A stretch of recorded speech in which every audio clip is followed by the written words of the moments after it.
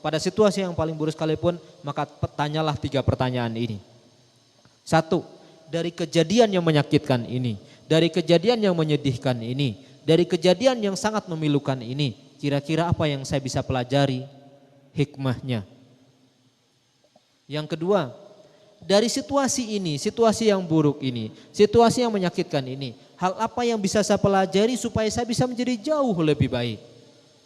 Supaya menjadi jauh lebih baik, supaya kita menjadi jauh lebih beriman, supaya kita menjadi jauh lebih bertakwa kepada Allah Subhanahu wa taala. Itu yang kedua. Yang ketiga, dari situasi ini, dari kondisi ini, dari situasi yang menyakitkan ini, apa yang bisa kita pelajari supaya diri kita menjadi jauh lebih bermanfaat bagi orang lain.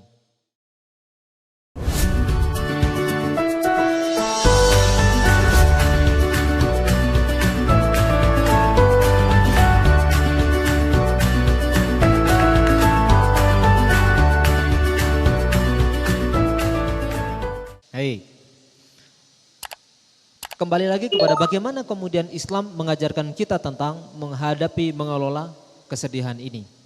Kalau kita lihat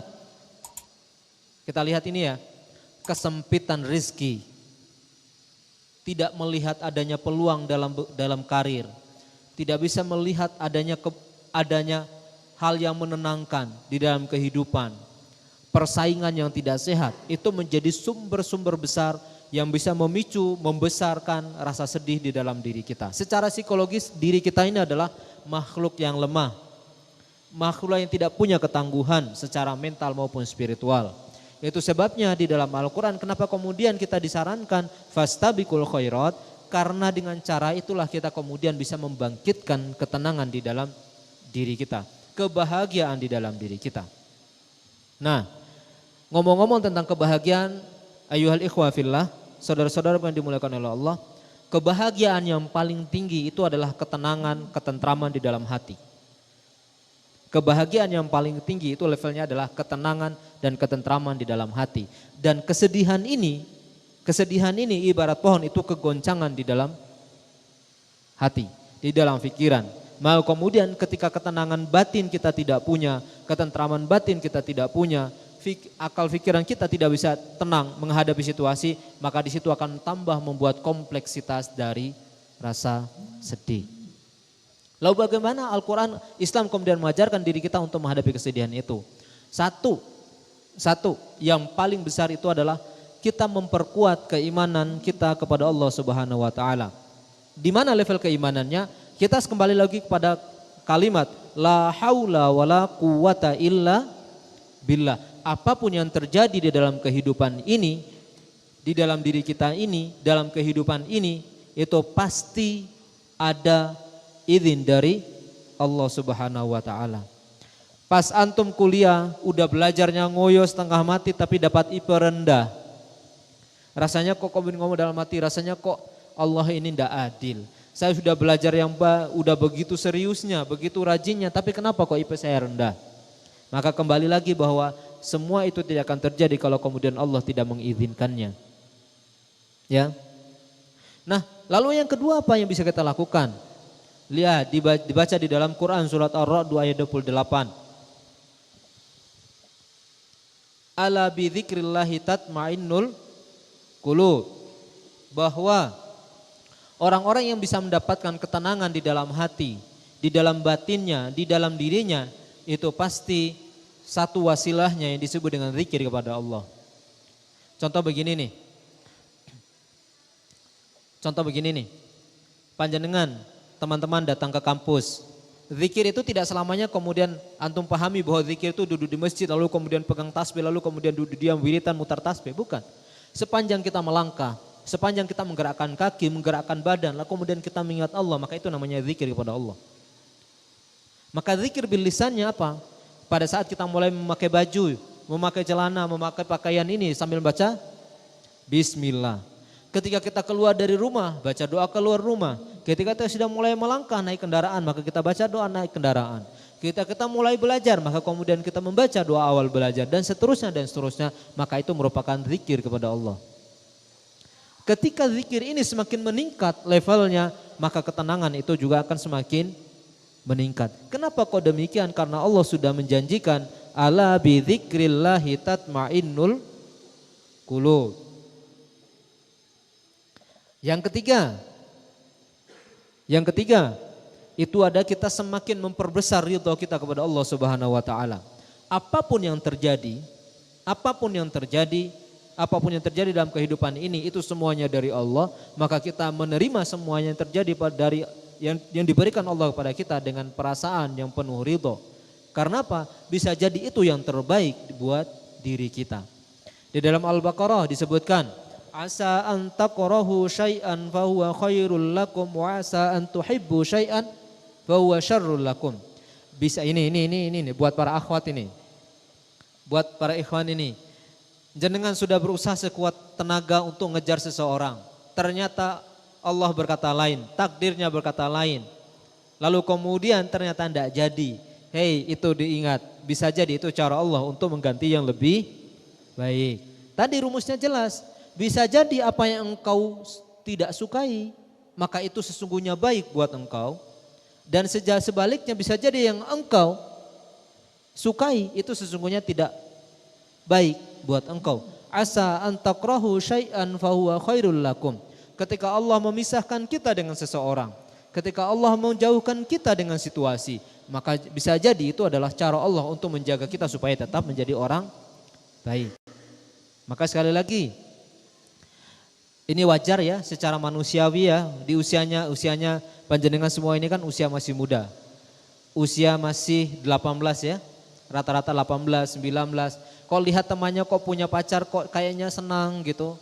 Dikit-dikit ada yang memperhatiin segala macam. Kenapa? Nah kalau panjenengan kemudian melihat, wah kalau kemudian sekarang saya belum punya, bisa jadi Allah sedang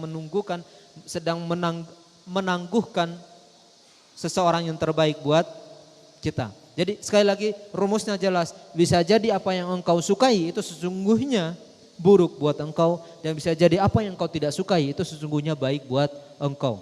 Asa an takrahu syai'an fa huwa khairul lakum wa asa an tuhibbu syai'an fa huwa khairul lakum. Jadi itu yang awal. Jadi apapun yang terjadi dalam kehidupan ini kita terima sebagai bagian dari proses untuk menjalani hidup dengan baik. Itu yang ketiga. Yang keempat, bagaimana kemudian supaya kita tidak mudah terkena penyakit sedih itu, tidak mudah berlarut-larut dalam sedih. Yang keempat itu adalah berusaha bersabar menerima realitas proses di dalam kehidupan. Naik turunnya kehidupan itu hal yang wajar. Tidak selamanya orang selalu baik. Tidak akan selamanya orang itu selalu sehat, maka akan ada masanya orang itu akan sakit, orang itu akan menjadi tidak baik. Maka kita percaya, yakini bahwa semua itu menjadi bagian dari sunnatullah yang namanya proses hidup. Kayak namanya kehidupan pasti ada naik dan turun, maka kita ikuti irama naik dan turunnya dengan perasaan penuh bersabar bahwa semua ini terjadi karena izin Allah Subhanahu wa taala. Jadi ayyuhal ikhwa fillah, saudara-saudaraku yang dimuliakan oleh Allah Subhanahu wa taala, yang paling penting yang harus kita pahami dari situasi-situasi yang menyebabkan kita sedih, khususnya bagi kita yang masih muda, orang tua, saudara, keluarga itu masih menjadi faktor besar yang dapat membuat kita sedih. Tetapi lihatlah itu semua, sekali lagi saya garis bawahi, itu sebagai bagian dari proses kehidupan. Antum minta uang sama orang tua lalu kemudian tidak dikasih sesuai dengan yang diinginkan, maka jangan bersedih, maka bisa jadi itu cara Allah untuk melatih kita bersabar dengan situasi yang sempit, segala macam dan lain sebagainya. Jadi ayyuhal ikhwa fillah yang dimuliakan oleh Allah, kalau kita kembalikan ke dalam buku yang ditulis oleh Al-Ustadz Dr. Aid Al-Qarni, La Tahzan, di sana itu melihat begini, pada saat kau melihat hal yang buruk, maka lihatlah di situ bisa jadi ada hal yang baik yang dititipkan oleh Allah.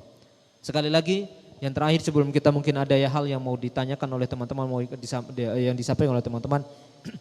Pada situasi yang paling buruk sekalipun, saudara-saudara yang dimuliakan Allah, pada situasi yang paling buruk sekalipun, maka tanyalah 3 pertanyaan ini. 1, dari kejadian yang menyakitkan ini, dari kejadian yang menyedihkan ini, dari kejadian yang sangat memilukan ini, kira-kira apa yang saya bisa pelajari hikmahnya? Yang kedua, dari situasi ini, situasi yang buruk ini, situasi yang menyakitkan ini, hal apa yang bisa saya pelajari supaya saya bisa menjadi jauh lebih baik? Supaya menjadi jauh lebih baik, supaya kita menjadi jauh lebih beriman, supaya kita menjadi jauh lebih bertakwa kepada Allah Subhanahu wa taala. Itu yang kedua. Yang ketiga, dari situasi ini, dari kondisi ini, dari situasi yang menyakitkan ini, apa yang bisa kita pelajari supaya diri kita menjadi jauh lebih bermanfaat bagi orang lain. Kenapa demikian ayyuhal ikhwah fillah? Karena itu sudah menjadi sesuatu yang sunnatullah. Apapun yang terjadi dalam kehidupan ini sekali lagi itu adalah proses belajar. Yang namanya kehidupan itu adalah universitas. Fakultasnya itu adalah situasi-situasi, fase-fase di dalam kehidupan itu. Semester itu umuran yang kita lewati dan seterusnya. Mata pelajarannya, kurikulum itu adalah semua tantangan, challenge yang Anda alami dalam kehidupan ini. Jadi sekali lagi, dari kejadian itu apa yang bisa kita pelajari supaya kita menjadi jauh lebih baik. Dari kejadian itu apa yang bisa kita pelajari supaya kita menjadi jauh lebih beriman, bertakwa kepada Allah. Dari situasi kejadian itu apa yang bisa kita pelajari supaya kita menjadi jauh lebih bermanfaat buat orang banyak. Mungkin itu ayyuhal ikhwah fillah yang saya bisa sampaikan di awal, sambil kemudian ada diskusi, ada pertanyaan yang mungkin disampaikan oleh rekan-rekan sekalian yang bisa kita yang bisa saya bantu menjawab atau menjelaskan atau juga mungkin bisa ditambahkan oleh rekan-rekan sekalian. Sekian dari saya. Wallahul muwaffiq ila aqwamit thoriq. Wassalamualaikum warahmatullahi wabarakatuh.